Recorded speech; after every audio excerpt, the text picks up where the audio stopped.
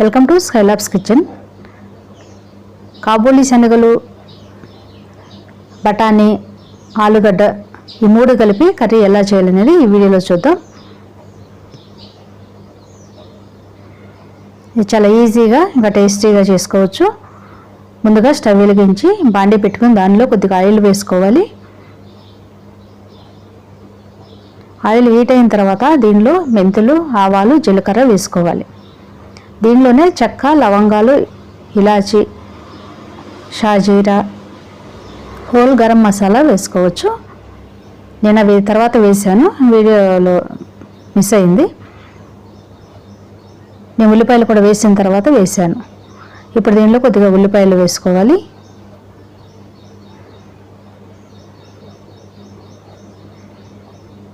ఉల్లిపాయలు త్వరగా ఫ్రై అవ్వడం కోసం కొద్దిగా సాల్ట్ వేసుకుంటే ఉల్లిపాయ ముక్కలు త్వరగా ఫ్రై అవుతాయి. ఇప్పుడు దీనిలోనే వెల్లుల్లి దంచుకుని వేసుకోవాలి. అల్లం వెల్లుల్లి రెండు వేసుకోవచ్చు. దీనిలో కరివేపాకు వేసుకోవాలి. ఇవన్నీ మంచిగా ఫ్రై చేసుకోవాలి పచ్చివాసన పోయే వరకు.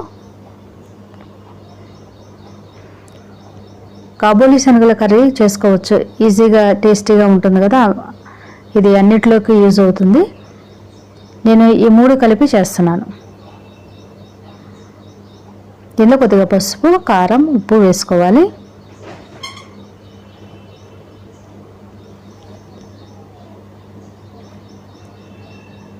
దీనిలో కొద్దిగా ధనియాల పొడి కూడా వేసుకోవాలి.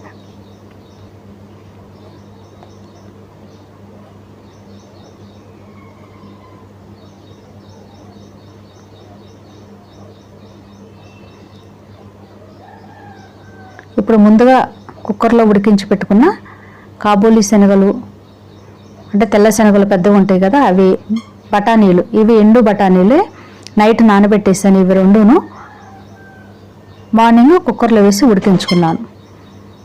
దీంతోపాటు 2 బంగాళదుంపలు కూడా వేసుకున్నాను. కాబూలీ శనగలు, బఠానీ, బంగాళదుంపలు ముక్కలు చేయకుండా దుంపతో పాటే వేసేసి ఒక 5-6 విజిల్స్ రానివ్వాలి కుక్కర్లో.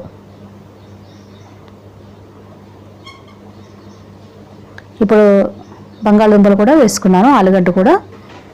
ఇవన్నీ ఒక్కసారి ఉప్పు కారం పట్టే విధంగా తిప్పుకొని కాసేపు మూత పెట్టి ఉడికించుకోవాలి.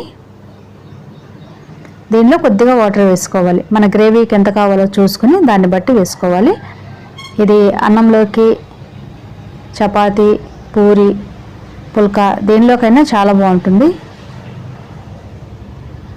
బిర్యానీలోకి కానీ దేనికైనా చాలా టేస్టీగా ఉంటుంది. మనం ముందు రోజు నైటే నానబెట్టేసుకుని మార్నింగ్ టైంలో చేసుకుంటే చాలా బాగుంటుంది.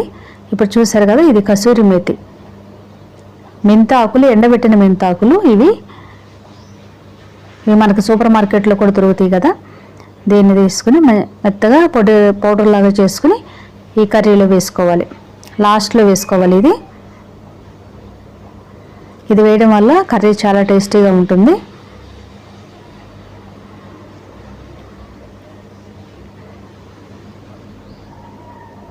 ముందు రోజు రాత్రే మనం కాబూలీ శనగలు, ఎండు బఠానీలు నానబెట్టేస్తాం కదా.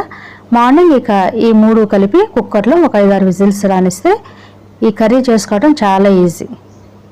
చూసారు కదా, చెక్క, మరాఠీ మొగ్గ ఇవన్నీ కనిపిస్తున్నాయి. నేను తర్వాత వేసుకున్నాను ఇవన్నీని.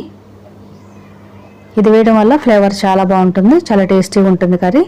చూసారు కదా, ఇది రైస్లోకి, బిర్యానీలోకి, చపాతీ, పుల్కా, పూరి దేనిలోకైనా చాలా టేస్టీగా ఉంటుంది. ఇంత సింపుల్గా ఈజీగా చేసుకోవచ్చు, ఇంకా చాలా టేస్టీగా కూడా ఉంటుంది. మీరు కూడా తప్పకుండా ట్రై చేయండి. ఈ వీడియో మీకు నచ్చినట్టయితే లైక్ చేయండి. మీ ఫ్రెండ్స్ అండ్ ఫ్యామిలీ మెంబర్స్కి వీడియోని షేర్ చేయండి. అలాగే ఛానల్ని సబ్స్క్రైబ్ చేసుకోండి. సబ్స్క్రైబ్ అని కొట్టి పక్కనే ఉన్న బెల్ ఐకాన్ క్లిక్ చేసి ఆల్ అనే ఆప్షన్ ఎంచుకుంటే నేను వీడియో పెట్టగానే వెంటనే మీకు నోటిఫికేషన్ వస్తుంది. Thank you for watching.